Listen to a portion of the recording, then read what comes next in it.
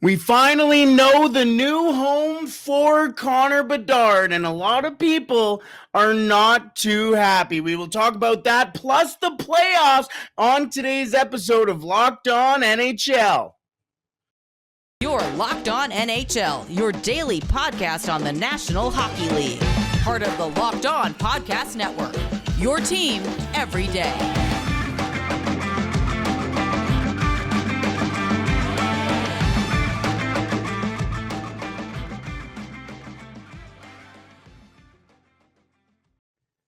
Hello and welcome back to Locked On NHL Western Conference Tuesdays.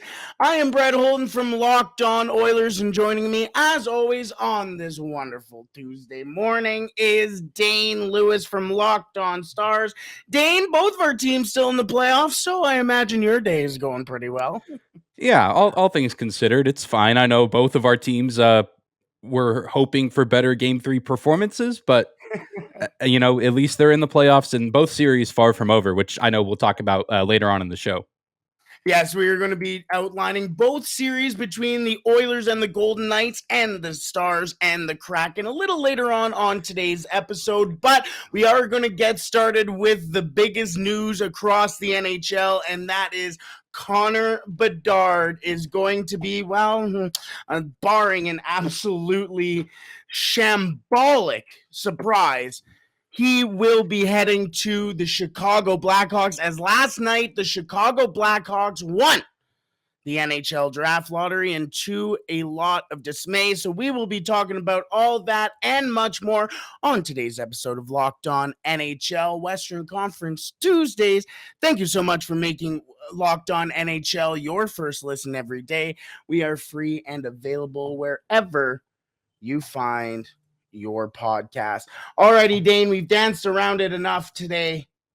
Connor Bedard is on his way to the Chicago Blackhawks. As last night, the Chicago Blackhawks did go on to win the NHL draft lottery, and it was to a little bit of drama, as Kevin Weeks may or may not have spoiled said win. But either way, the Chicago Blackhawks will be selecting first as the Anaheim Ducks lose the NHL draft lottery, and we can go on and on and on about the other teams who will not be picking first. But Dane, I want your initial reaction to Connor Bedard being a Chicago Blackhawk. Well, I think in a lot of ways it's disappointing, and with the on-ice product and also, of course, just where Chicago has been in the public lighting over the past few seasons. I know it kind of felt like, they probably don't deserve a player like Connor Bedard, but even the on-ice product is not as intriguing to me right now, although I do think the addition of Bedard could spark some interest from free agents and some players may be interested in going to play in Chicago now. But I mean, you just look at the other options that were there for teams to win the lottery and get Bedard. Anaheim, you put him alongside Trevor Zegras. I think that could be a lot of fun. Of course, Johnny Gaudreau is in Columbus looking for, that next 1-2 punch like he and Tkachuk had back in Calgary. And even in, San Jose, Montreal, Arizona, I mean, you can go down the list and you can make a case for, well, he would, Bedard would look good with this player or could play on this line. And now he goes to Chicago where his best teammate is maybe Jason Dickinson. Like I don't know who his best teammate is going to be with the current state of the Blackhawks roster. And so, of course, the next regular season is far from here. So I imagine there will be a plethora of changes in Chicago in terms of personnel.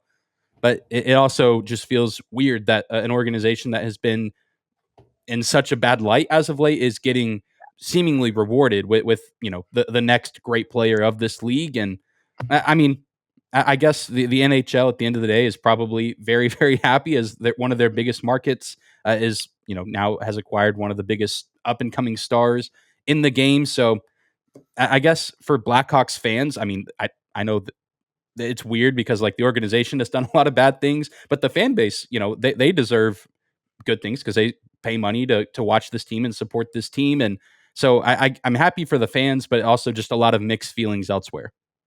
Yeah, I won't dance around it. I think it is an absolute shame that it's the Chicago Blackhawks getting this. They in no way as an organization deserve a player like Connor Bedard. as mentioned, the Kyle Beach situation that we talked about a lot over the last summer, and rightfully so, because it was a disgusting thing that happened in the NHL and happened under the Chicago Blackhawks umbrella. And now 365 days later, we all brush it under the rug and go, oh, look, the best player since Connor McDavid entering the draft is now going to be a Chicago Blackhawk. I feel bad for, and it's nothing to the fans. You mentioned the fan; they go and spend their hard-earned money to go watch this team, and they were very bad last year, very bad this season.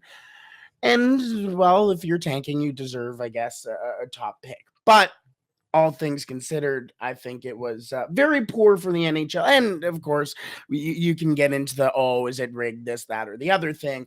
I just think it's a tough look for the NHL. If you were really rigging everything, maybe you want to take the light off of yourself in that way. But I'll be 100% honest with you. I wanted Anaheim so bad. And I think, honestly, Connor did too. I think Bedard wanted Anaheim as well. Him and Mason McTavish are really good friends.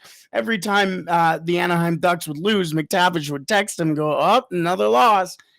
So that was, I wanted to see McTavish. I wanted to see Zegras. I wanted to see Bedard. And they have Olin Zellweger coming up. Jamie Drysdale is going to be healthy next year. They have a Pavel Minchikov as well from last year. They have a fun little team coming out of Anaheim. Adding Bedard would have been fantastic. But you do mention as well, who the hell is Connor Bedard going to play with? Jujhar Khaira? Like, what are we doing here? I saw this hilarious tweet saying Bedard and Jujhar Khaira are going to be like Kobe and Shaq. And then, honestly, he might make Khaira Shaq. But I'm looking at the prospects for the Chicago Blackhawks, and I think they are very, at least at the top, underrated. But then it goes kind of downhill. Gavin Hayes for the Flint Firebirds. I really like Gavin Hayes, 41 goals, 40 assists, 81 points for the Firebirds in the OHL this year. And my favorite defenseman, well, my favorite offensive defenseman, because defensive skills aren't exactly the strongest, but Kevin Korchinski, who had 62 assists for the Seattle Thunderbirds, who are in the WHL final right now. But how does this change not only the Chicago Blackhawks, but the outlook of the NHL and the Western Conference? Because another star and two stars, because you have to remember that the Anaheim Ducks are picking second overall, probably taking Fantilli or another really good player. How does this affect the Western Conference here? Because we are injecting more superstars into this conference, in a conference that is already filled with superstars. Yeah, and you hit the nail right on the head. And I tuned in a little bit. I know on this very channel, the Locked On NHL channel, there were a few of our hosts that went live during the lottery, and Jason from Locked On Ducks was one of those hosts who was there and said, he's disappointed to not get Bedard, but Adam Fantilli is certainly a good consolation prize. If this was, you take Bedard out of this draft and Fantilli's the easy number 1 overall pick, I know in a lot of people's eyes. So I think that there's still plenty to be excited about there with a lot of the guys you just mentioned, Zellweger, McTavish, Zegras, and even some of the veterans that they have there, guys like Troy Terry, who have been around a little bit longer. So I think for the Western Conference, it's a good thing because I think, people looked at the Eastern Conference this year and said, oh, it's so competitive and the champion's going to come out of the East, which still could be true, but we've seen a lot of those Eastern Conference juggernauts fall off in the postseason, whereas the West still feels relatively wide open because all 4 of the remaining teams in the Western Conference playoffs have had really good games in their second round series, but they've also had some dud games. And so I think adding players like Bedard, Fantilli, and then even San Jose is getting the 4th overall pick.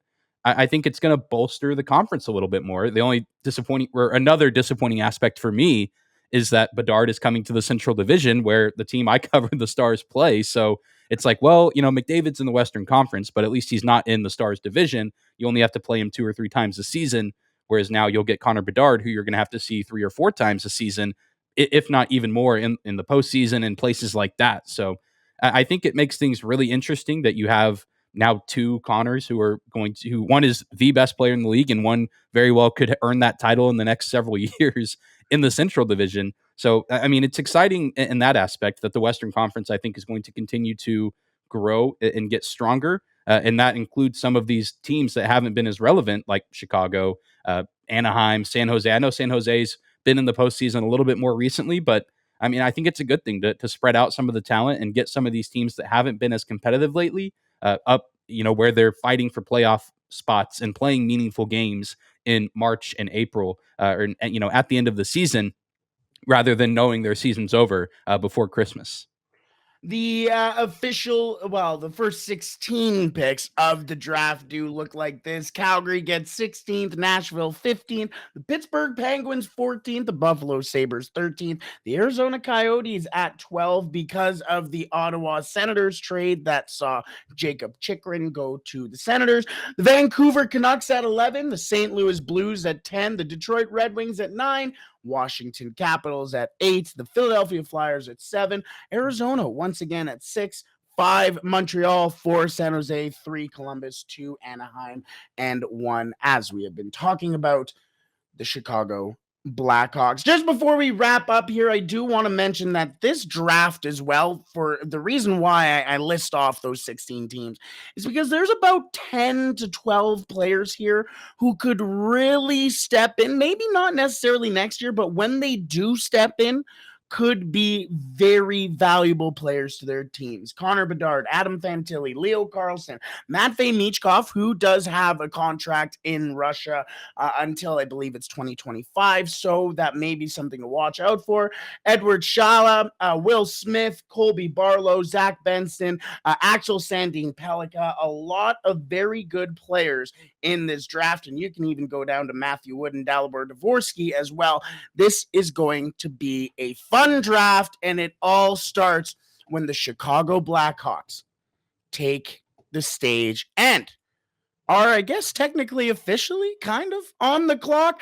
Alrighty, let's move on from teams who had their biggest moment of the playoffs last night to the teams who are still looking for their biggest moment of the playoffs right now, as the Edmonton Oilers and the Vegas Golden Knights have been going back and forth in their series. And there's a pretty interesting little, what's the word I'm looking for? Script almost that has been following not only the Oilers, but also the Dallas Stars. We will talk about that in just a second. But first, today's episode is brought to you by Indeed. There's no I in team, but there is one in Indeed, and that's the hiring platform you need to build yours. When you're hiring, you need Indeed. Indeed is the hiring platform where you can attract, interview, and hire all in one place. Instead of spending hours on multiple job sites searching for candidates with the right skills, Indeed is a powerful hiring platform that can help you do it all. We streamline hiring with powerful tools that find you matched candidates. With Instant Match, over 80% of employers get quality candidates whose resume on Indeed matches their job description the moment they sponsor a job, according to Indeed Data US. Start hiring now with a $75 sponsored job credit to upgrade your job post at Indeed.com/lockedon. Offer good for a limited time. Claim your $75 credit now at Indeed.com/lockedon. Indeed.com/lockedon. Terms apply and conditions. Need to hire? You need Indeed. Alrighty, Dane. Last night, the Vegas Golden Knights returned the favor on the Edmonton Oilers. A nice little 5-1 win for Vegas, returning, as I mentioned, the favor from the 5-1 win for the Oilers in Vegas over the weekend, And now the Vegas Golden Knights lead the series 2-1. The game is in Edmonton still for Game 4, but heading into Game 4 in Edmonton, the Vegas Golden Knights did not seem too worried about heading into a hostile environment, but as mentioned, they do take the lead. They return the favor from what seemed to be the Oilers were probably going to be taking over this series, and they said, Not so much. Dane, what did you see from the Vegas Golden Knights that really impressed you from Game 3? Well, I think the biggest thing that impressed me was the goaltender performances. Laurent Brossoit, of course, starts that game and then leaves pretty early on. He only played for about 12 minutes and then leaves with some sort of lower body injury. And then Aiden Hill comes in relief, probably not very warm, probably not expecting to play at all. And it's not just, oh, you get thrown into a game. You're getting thrown into a game against the best offense in the NHL all season, the best power play in the NHL all season, and you save every single shot that comes your way. And that was very, very impressive. And let alone as the road goalie as well. And I mean, it really looked like Edmonton was going to maybe be in control of this game early, scoring first, back when Brossoit was still in with that Warren Fogle goal. But I was really impressed with the way that, Aiden Hill played and the way that the team rallied around him and gave him that insurance that he needed in order to deliver a performance like that. And it was the guys that you expect to step up for the Vegas Golden Knights. Marcia Sol gets 2. Jack Eichel has a 3-point night. Chandler Stevenson getting the final goal of the game.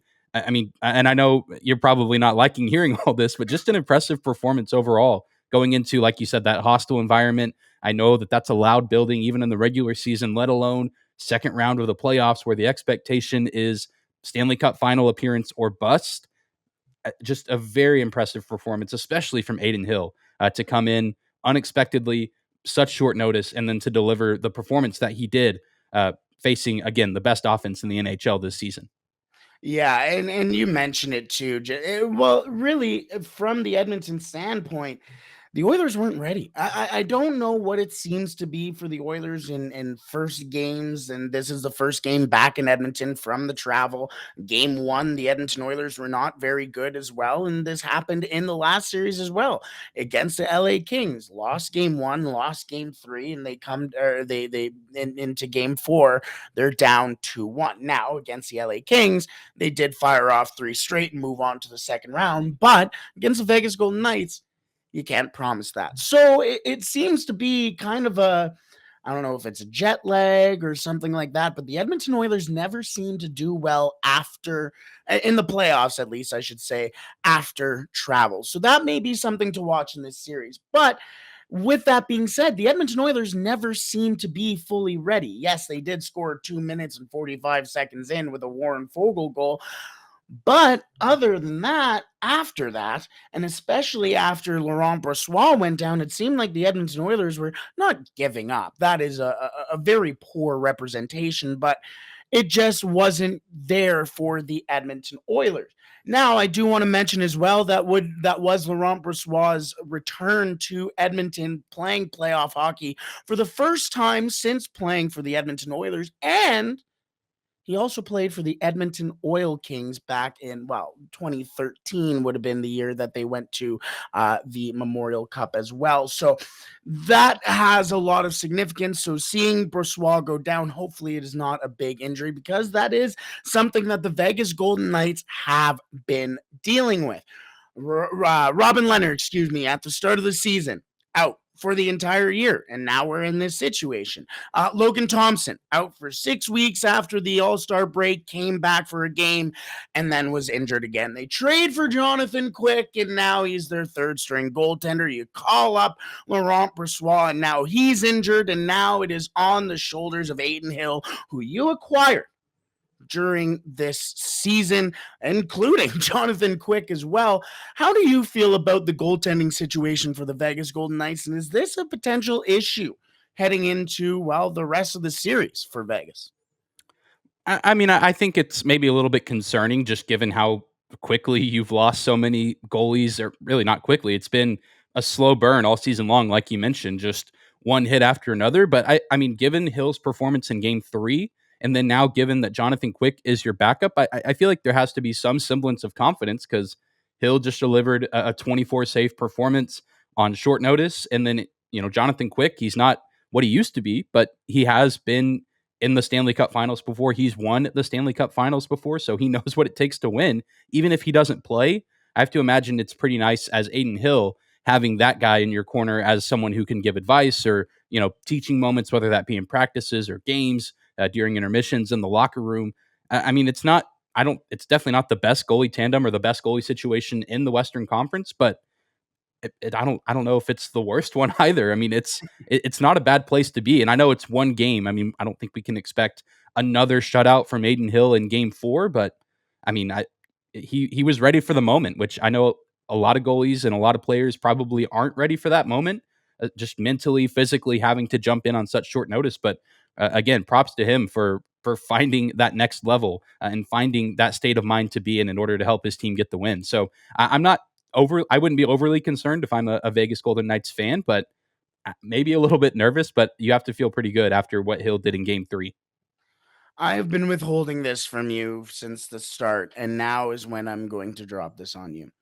There's been a very interesting rhythm, I guess you can say, between the Edmonton Oilers and the Dallas Stars so far in these playoffs. So let me read this out to you. In round 1, game 1, the Dallas Stars lose and the Edmonton Oilers lose. Interesting. Game 2, the Stars win and the Oilers win. Game 3, Stars lose, Oilers lose. Games 4, 5, and 6, the Oilers and the Stars both won 3 in a row and advanced to the second round. Then the second round came around. Game 1, Stars and Oilers lose, and Joe Pavelski scores 4 goals, and Leon Draisaitl scores 4 goals. In Game 2, the Edmonton Oilers and the Dallas Stars both win, and in Game 3, the Stars lose big time, and the Edmonton Oilers lose big time. In fact, at one point, the Stars were down 4-0, and the Edmonton Oilers were down 4-1. Is this maybe a weird little occurrence that we're seeing here? Is this going to be a potential thing that we're going to have to axe in the Western Conference Finals, or what, Dane? I sure hope so. I hope both of these scripts, for our sakes, continue on. And it's funny you mentioned that. I mean, even the Stars, like just their own script has been the exact same, because both game 1 losses in overtime, games that they were the better team in overtime, probably should have won, but just kind of weird bang plays that don't happen very often lead to the other team winning. And then the Stars win game 2, both of them at home, and one of them in blowout fashion. The other one, not as much of a blowout, but it was very much a wire to wire, not really ever a doubt that the Stars were going to win. And then game 3, both game 3s for the Stars, also big blowout losses. I think it was 5-1, 5-2 against Minnesota, 7-2 against Seattle. And then if you want to take it a step further, the Stars lost a key player in the first 3 games. They lose Joe Pavelski in game 1 against Minnesota, and Miro Heiskanen goes down in game 3 against Seattle. So the script writers in the Western Conference are creatures of habit, it would seem. So, but I mean, if for the sake of the Stars and Oilers, if the script continues where they win the next 3 in a row, I wouldn't complain. I'd be fine with that. But I know, at least from the Stars' perspective, Seattle is a much different team than Minnesota. Yes, absolutely. Let's get into that series in just a second.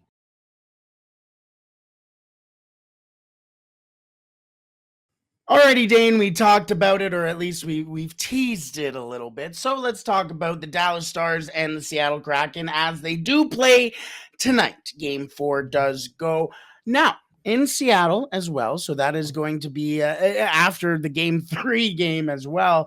Pretty interesting now that the Stars are down 2-1 in a relatively hostile environment, as Seattle has been a Kraken crowd. Do you like what I did there? Sorry. But a 7-2 win for the Kraken heading into game 4 now from game 3. You mentioned the blowout. You mentioned just how the Stars have been, well, now missing a key player in Miro Heiskanen. Is he going to play tonight? Is that going to be a storyline to watch tonight? He should play. So again, actually, I don't know how we missed this. You want to talk about more similarities between the Stars and Oilers? Miro Heiskanen took a puck to the face. It unfortunately didn't go in the goal for the Stars, but Seattle scored off of it. So another similarity there between the Stars and Oilers this postseason. Yeah. But it was really, and they reported during the game, the broadcast on TBS, saying that he was going to come back sometime maybe in the second period. But then by the time the second period ends, the Stars are down 5-1 or 6-1, whatever the score was. And so then Stars PR comes out on Twitter and they say that he's not going to return. And then after the game, the media asked Pete DeBoer, they said, is Miro Heiskanen actually injured, or was this, hey, we're not going to win this game, let's not risk anything with our star defenseman? And that's kind of where Pete DeBoer landed. He said it was more of a, let's just play it safe, because they pulled Jake Ottinger as well, who didn't have a very good game, but they pulled him in the third period and put Scott Wedgwood out there. So all the signs are pointing towards Miro Heiskanen playing. He's technically a game time decision per Pete DeBoer, but I mean, just given the kind of player he is, and it seems like it's really just some stitching on his face, which I say that. I mean, if I had stitches on my face, I'd probably be not working for a week. But Miro Heiskanen is such a competitor and such a key piece to this team. I can't see a world where he's not out there, because if he's not, there's no shot the Stars win this game. Let's talk. I'll talk a little Seattle Kraken here. They deserve a lot of credit coming out of the first series against the Colorado Avalanche, who we should mention as well. Gabriel Landeskog will miss the 2023-2024 season with cartilage replacement, which sounds absolutely terrifying. So all the best to Gabriel Landeskog there. But the Seattle Kraken did beat a Gabriel Landeskog less Colorado Avalanche, and now they're moving on to the Dallas Stars, who was a very good team in the regular season, and they lead the series without any bona fide real stars. Yes, Matty Beniers is in his first full season in the NHL, but he's not a star yet. Ty Carty has been an absolute I don't even know, a breakout player, and I don't even think I'm saying his name right yet. Like, he has been a great player, almost a point per game player, almost, it seems like, for Seattle. Jordan Eberle is looking like 2008 Jordan Eberle with the World Juniors. Vince Dunn is looking like an absolute star as well on the back end. And Eeli Tolvanen, I feel bad for Nashville Predators fans, because he is continually producing in the playoffs, in the regular season, and is playing a big role for the Seattle Kraken, excuse me. What do you think has been the key to the Seattle Kraken's success so far, not only in the playoffs, but against the Dallas Stars specifically? It really is just, and you mentioned it, it's just the depth. I mean, there's no real bona fide star, but it's a roster full of guys that you look at and you're like, man, I wouldn't mind having any of these guys on my team. I was actually talking with a friend during game 2, and he's like, yeah, it's not a team that has, like if you're playing, in like the EA NHL game, like it's not guys that are in the 90s, but it's a bunch of like 82, 83 overall players where you're like, yeah, I wouldn't mind having that guy on my team, because they all are good players and they play hard, they skate fast, they're aggressive on the forecheck, and they play as one. And I think the Stars are capable of doing that as well, but they've just had no answer in games 1 and 3 for that forecheck and for that pressure. And that's why you see Jake Ottinger have statistically the worst performance of his career in game 3. And I'm sure there's also an aspect of watching your star defenseman go down right in front of you, bleeding on the ice, that probably factors in a little bit to it. But you look at a lot of those goals that go past him, and they're saves that you normally see Jake Ottinger make. It was a very uncharacteristic performance from him. But yeah, and I mean, I know at times, whether it's been on this show or even my show, it feels like I'm maybe not giving Seattle their credit. They absolutely deserve the credit. But I think two things can be true at once, where Seattle deserves credit for what they've done, and at times the Stars just have not been prepared and they haven't adjusted the way they needed to, because the Seattle team is so different. They're a lot faster than Minnesota. They're still pretty physical, but Minnesota's game was more, hey, we're just going to, hit you and grind you down until there's nothing left. And the Stars were able to counter that with, the speed that they have on their own, whether that was Rope Hintz or Miro Heiskanen, and, navigating the neutral zone, those clean zone entries, and then setting up on offense. Seattle's not making that as easy for the Stars. And that's, again, because they have just a group of guys that know that, hey, there's not one star player. It's all just a bunch of guys who have one common goal, and that's to win games and, continue this incredible run that we're seeing from a second-year expansion team. So I'm right there with you. They deserve a ton of credit. And even after the 7-2 blowout, game in game 3, I still don't think this series is over. I think the Stars, if history has shown us anything, they're going to find a way to respond tonight. And it really begins and ends with Jake Ottinger, and then everything else is going to have to sort itself out too. Well, you mentioned now, and I want to bring this up, is the crease, the battle in the crease. And we'll wrap up today's episode with the battle in the crease. Philip Grubauer has taken the reins in the crease for the Seattle Kraken, 6-4 record so far, with a .918 save percentage and a 2.67 goals against average. Jake Ottinger, a 5-4 record so far in the playoffs with a .908 save percentage and a 2.68 goals against average. This is, for me, a series that is won and lost in the crease. Jake Ottinger pulled in the last game, as you mentioned, and Philip Grubauer has surprisingly been one of the better goaltenders in the playoffs. First question is kind of what's going on with Jake Ottinger, because a 908 is not Jake Ottinger numbers, and especially not playoff Jake Ottinger numbers. And B, is Philip Grubauer going to win this series for the Seattle Kraken if they do win this series? I think he definitely could. I would argue that he's maybe the best Western Conference goalie right now. I know, obviously, Edmonton and Dallas kind of suffered same fates in Game 3. Vegas, who knows who's going to be in net for them on a nightly basis. Like, Philip Grubauer has been consistent since Game 1 against Colorado. And I feel like there was the aspect of in that first round series, you're like, oh, well, he's playing his former team. He's motivated and wants to, beat a team that he used to play for. And then maybe he cools off, but he hasn't really cooled off. He's kept up those incredible numbers. Whereas Jake Ottinger, I think it's one of those things where he's a young guy who still, as great as he's been in the playoffs this year, and then especially last year against Calgary, still finding his footing a little bit, and also still finding ways to push through the playoffs after starting 60 plus games in the regular season. I mean, and I know it's not an excuse because everyone's tired at this point in the year because everyone has played, 60 plus games, and a lot of skaters, defensemen have played, all 82 regular season games, and now they're playing in every playoff game. So it's not really an excuse, but I do think that factors in a little bit. And you look at the first round series, Jake Ottinger struggles in Game 3 against Minnesota. And then after that, I actually talked about it on today's Locked On Stars. The numbers were incredible in games 4, 5, and 6. I think it was like one goals against, like the goals against average was a 1. The save percentage was 965 or somewhere. It was above 960. And he threw a shutout in there as well. So he has a knack for responding in a big way after tough losses. He hasn't ever had a loss as bad as the one he suffered Sunday. So I'm curious to see how he resets and how he adjusts. But I mean, this is going to be the battle to watch here in Game 4. Because I have a feeling that Jake Ottinger is going to need to come up big and potentially steal this game for the Stars. Because, I mean, their offense has been pretty good for the most part. They didn't look great on Sunday. But, I mean, you need guys like Jason Robertson, who only has one even strength point this playoffs, and really only 7 total, 6 of them on the power play. But he's been a non-factor in this series. He needs to step up. Joe Pavelski needs to continue to play well. 5 goals in this series so far. And I mean, it's just got to be a group effort. You got to find a way to play like Seattle.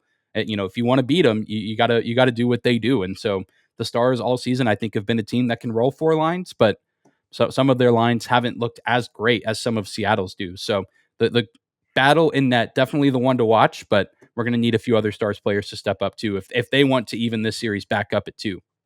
The Seattle Kraken and the Dallas Stars go at it tonight, 6:30 Pacific local time at the Climate Pledge Arena. The Seattle Kraken look to extend their 2-1 lead to a 3-1 lead in the series, and the Dallas Stars look to tie it up.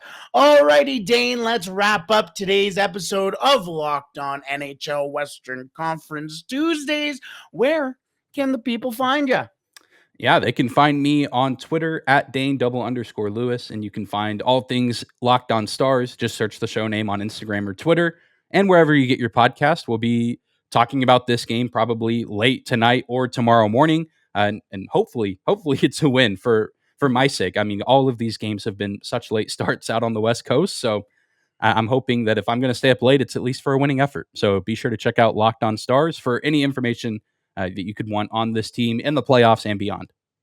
You can find me personally at The Real Holden 40. That is Twitter, that is Instagram, that is MSN Messenger, that is MySpace, Facebook. I don't care. You can find me at The Real Holden 40. But you don't care about me. You care about the Oilers, and you can find Locked On Oilers on Twitter at Locked On Oilers, exactly how it sounds. Or you can find us on YouTube. And if you haven't subscribed already, what are you doing? We clearly have the best camera setup in the entire Locked On NHL group. But you can find us there on YouTube at Locked On NHL, or Locked On Oilers, excuse me, exactly how it sounds. Let's wrap up there, Dane. As mentioned, the Dallas Stars and the Seattle Kraken Game 4 goes tonight at the Climate Pledge Arena, and the Edmonton Oilers and the Vegas Golden Knights. How about a couple of expansion teams going at it, both with leads, as the Vegas Golden Knights lead the Edmonton Oilers 2-1. Game 4 goes tomorrow. Thank you so much for joining us on Locked On NHL Western Conference Tuesdays. Stay safe and honestly, don't do anything we wouldn't do. See y'all later.